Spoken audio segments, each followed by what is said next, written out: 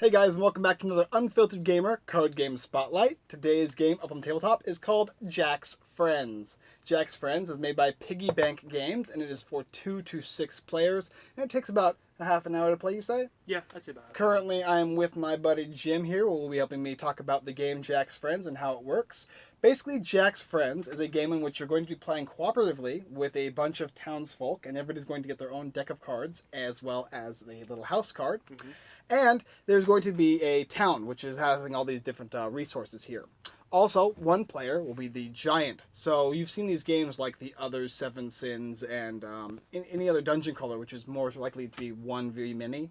This game is actually a 1v mini card game, which is really unique. I don't think I've ever played a game specifically like this. Have you played any games that you can even think of that share any kind of resemblance? No. No, not to my knowledge, no. And that's what makes it really, really cool. In the game, depending on how many players you play with, so for instance, here we're going to be playing with our 3 different townsfolk and the giant, we will set it up for a 4-player game. And with this handy-dandy card here, it tells us what you need in the 4-player game to set up. Well, you're going to be placing your house's meat, vegetables, and hen house, which are your eggs, with all the different components. But depending on how many players the game is, it's going to be dependent on how many things you need as townfolks. As a townfolk, depending on the number of players, so we're doing a 4-player game, we would need 7 apples, 4 meat, 6 eggs, and 11 houses. Now, in order to win the game, however, you only need... There's 2 different ways you can win as townfolks. A, you can get any 2 of these 3 categories, which is the vegetables, meat, and eggs. If you can get 2 of those, so if it's 7, 4, 4, you need a 7 and a 4, or a 4 and a 4, or any combination of the 2, you need to acquire all those types. So you can ignore meat and go for just the vegetables and the eggs. Or, alternatively, you can go for just houses. And the unique thing about it is, let's say you guys originally were going for eggs and meat, and it wasn't going to your liking, but you all had a lot of houses, you could actually trade whenever you go for houses, eggs in to get houses. Well, the question is, how does the game work? Well, it's fairly simple. Everybody's going to get a hand of cards, including the giant, and then you're going to select a card from your hand, randomly, or not randomly, you can choose it however you'd like, and you're going to put it face down in front of you. Once you do that, the giant is also going to select these cards and place them face down. Now, these cards actually represent the cards here in front of us, which are the gold ones, the village, the kitchen, the garden, and the hen house. If we, as players, select the same card the giant did, we are going to get caught. Every time a player gets caught, it moves up this tracker here. And if the giant can catch us the equal amount of times needed for the number of players, the giant will win. Alternatively, if the round ends at the joker, so every round there's 10 rounds in the game, and it'll go from 10 to 9 to 8 to 7. And at the end of the last round, if we cannot acquire our goals, we also lose and the giant will win. Now, there is priority as to how that works, but that's not too important. You can look it up in the rules yourself. The idea, though, is we're all going to flip our cards over. I picked a hen house, and what did you pick? The hen house as well. The giant would have picked the village, so if anybody went to the village would have been stopped. Nobody would have gained anything, but because he picked wrong, me and Jim over here will grab one of our eggs and place it on our house here. And then we're going to we would move the turn tracker, so if it was on 10, we would move it down to 9, and we would continue. Now, if one of us gets caught, we are going to lose this turn and the next one. So we get nothing for this turn, and our next turn we get nothing. The way you can actually stop that from happening is if you choose to spend a meat or 2 vegetables. And then you can actually have your next turn. Now, you don't get anything for the turn that you lost out, but you actually get to take that turn over again, or you get to take the next turn, which is great. That being said, you're going to keep putting cards face down from your hand and keep trying to acquire pieces. And as you do that, you're going to hopefully get the required items that you need in order to win the game, and the giant is going to try and stop you. The giant catches you, it's over. The giant makes the time run out, it's over. And it gets very, very panicky as the game continues. What is the giant going to choose? So that is the basic idea of how you play Jack's Friends. Well, what do you think about the game, Jim?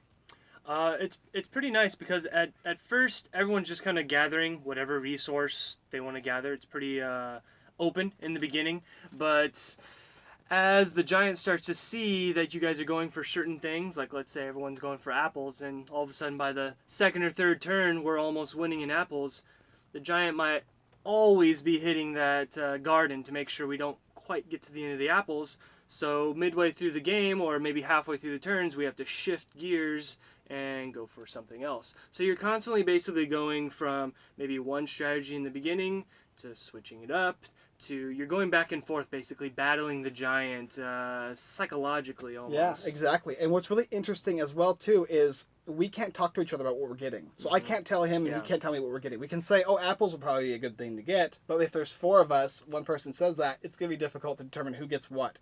And at a certain point, there will be things that are reduced. And we only have a certain amount of things we need to get. Especially in a 6-player game, we need everything. And whenever you spend, so let's say for instance, another little key component to the game is too, when you're getting these village tiles, right, or these village tokens here, and let's say we already had eggs like we do. If I would have flipped down village and he would have flipped down village, and the giant didn't pick village, we would each get 1 village, plus we could spend our eggs and remove them from the game to get an extra village. Yeah. So that's one little special aspect about the game. Also, too, if the giant catches you here on the kitchen, garden, or hen house, those you lose your turn. You don't get anything, as well as the fact that you don't get your next turn. But on the village tile, if he catches you on that one, not only do you lose those 2 turns, but he'll also be able to take a piece away from your house, which negates us from getting the things we need. Because the village is the only thing you could, if we all went for village over and over again, we would win the game just like that. Yeah. So that is the penalty for going for village and getting caught.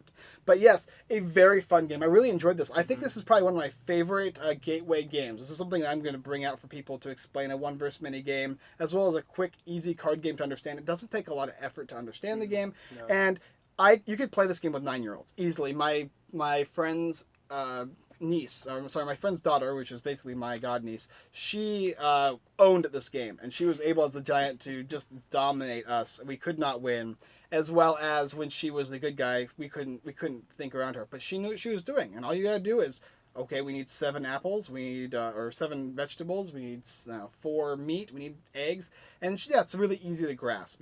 And all she has to remember is, I gotta make sure my card is not the one that he is going for.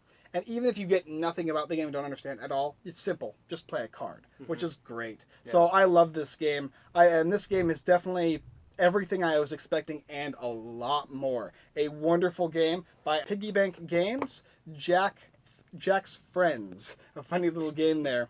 Any closing remarks about the game?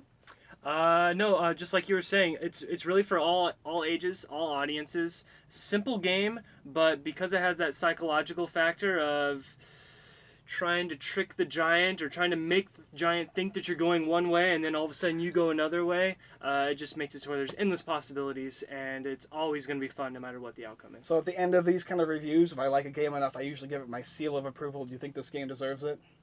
I would say so, yeah, easily. Yeah. I mean, like I said, it's simple, straightforward, but a lot of fun. I mean, when we played it a couple times. We kept going because it was that fun. So we definitely like this game. Everybody I've ever had play this game has really enjoyed it. So it's definitely going to get my seal of approval.